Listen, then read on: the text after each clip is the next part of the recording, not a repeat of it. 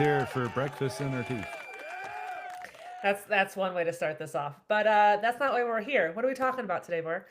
Well, it's a beautiful day here in Colorado, and the weather's warming up finally. We Mm-hmm. still get some things, but often when seasons change, stores will change their hours Mm-hmm. to suit that. So I want to talk about how you update the hours, the different ways you do that on your website, the sneaky places that you might forget to change those hours, Mm-hmm. and then why it's important to do that everywhere in the world, socials, Googles, etc., that your hours display.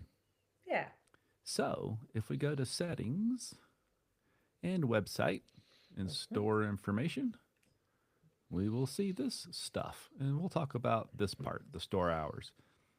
If you have multiple locations and all the hours at the different stores are the same, then choose this first thing, same hours for all locations. And that way you can do it in one spot and you're done.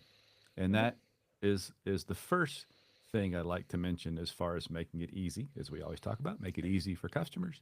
Yes. It's nice if all your stores have the same hours. So if that's Mm-hmm. possible, I think that's nice. But if they differ by location, then you'll check this. And then all that disappears and it tells you to edit that in the store hours. So, but for now, let's look at this part. So Mm-hmm. this is pretty straightforward. Make the hour changes as needed. If it applies to all, apply it to all with this little link here. If you're closed on a particular day, then just check that box. So you don't have to take the hours out because maybe you'll open back up again on that day. And then as soon as you uncheck the box, the hours are back. Nice. Simple, simple. Mm-hmm. The preferred method is to use this set specific hours function because this gives our system specific hours and we use that in some places. So, for instance, if you're doing store to store transfers and you've got that time set up as 2 days, it's looking at the hours there so that if somebody's placing an order at 9 o'clock at night, they're not counting that as the day. They're counting Mm-hmm. correctly. You can enter the hours as text, and people will get clever here because it's a way to get this to display on the website without custom code. And so they'll put all sorts of messages in there. Please don't do that. If you're using this because you've got some particular way you want it to display, and you don't care about the way we use that to help set expectations for customers, then Mm-hmm. that's what it's there for. But don't get clever with putting in, we rent bikes and stuff like that there because that's just not what it's meant for and it creates clutter. So if you can really stick to this set specific hours, that's the best plan. Yeah. And so let's look at the set hours differ by location. I have to save that real quick. And basically, it's the same exact same thing, except you do it within each store location. So you'll edit each store location and then scroll to the bottom, and the same interface lives right there. And so you can set those hours if they're different by location. Nice. But mine aren't, and I want it this way. And so I'm going to put it back. Okay. So this gets pulled into your those the system created location pages. Correct. Yep. So when you go to the location pin and you have the hours here, so it's picking it up here on the slash store locator page. So if you have multiple Mm-hmm. locations, you'll want to use this. If you only have one location, then you usually point it to this. Oh, I'm not sure why my. Well, that's unfortunate. Hmm. Let's see. Uh,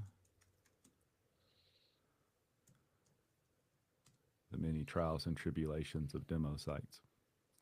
Let's go try the Mm-hmm. official demo site, the Oh one that yeah, does it. because they're not real places. They're not real places. I made up. I get it. Actually, he, Yep. he made he made his up too. That's no good. Oh no, he's got it working. Good. So here's how that looks. Brian is better at this than me apparently. So this is where those hours show up, and this is like Susie alluded to.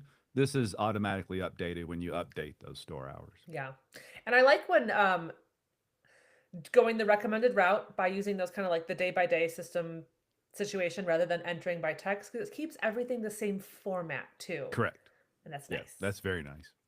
Mhm. And then it also brings us to.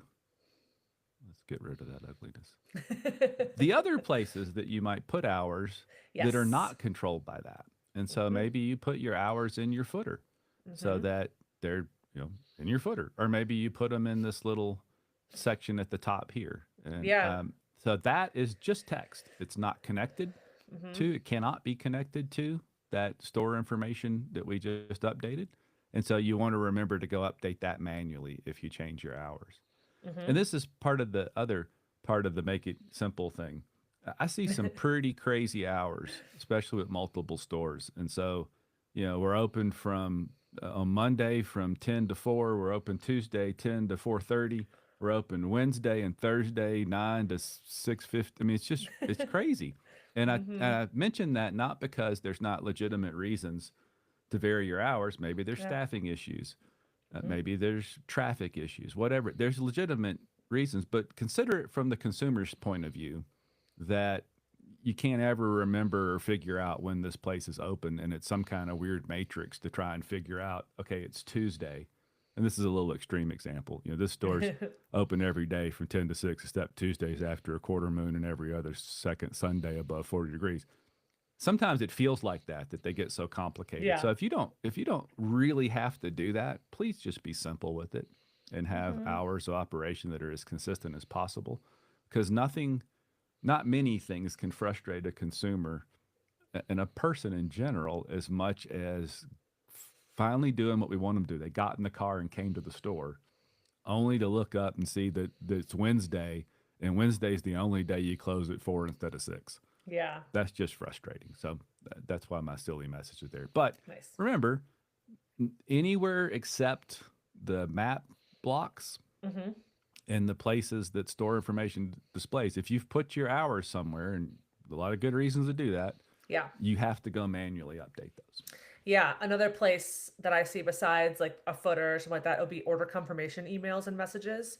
Yeah, That's a common place I didn't even think about that one. That's to really see good. folks. So if you go to notifications and you've got these messages that display at the top and the bottom, some people will put their hours in here. Hmm. And that's, again, that makes sense. We want people to see that.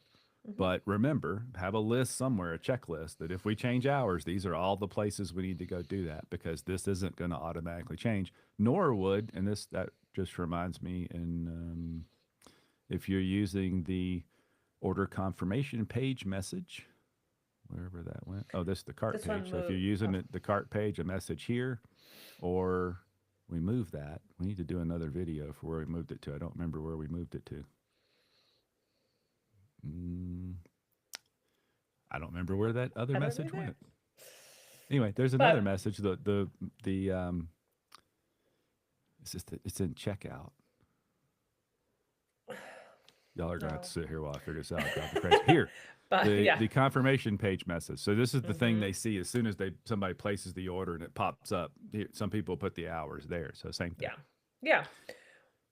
What about, I don't know about you, but a lot of times before I visit a local establishment, I will search them. I'm a Googler. Mm-hmm. And what about your hours that will display there? How would you maintain those? Well, so you have to go to each of those platforms to do that. And so I was going to try and find, uh, so like these. Hmm. This is near my house. Oh, here's Full Cycle. This is where we were having coffee when Ryan was in town, and we had Yeah. coffee all together. So this place where you see in Google, where'd it go? I'm gonna just pick that one in this Google business listing. So you want to Yeah. go to your Google business listing and make sure you keep those hours consistent with Hmm. whatever it is on your website.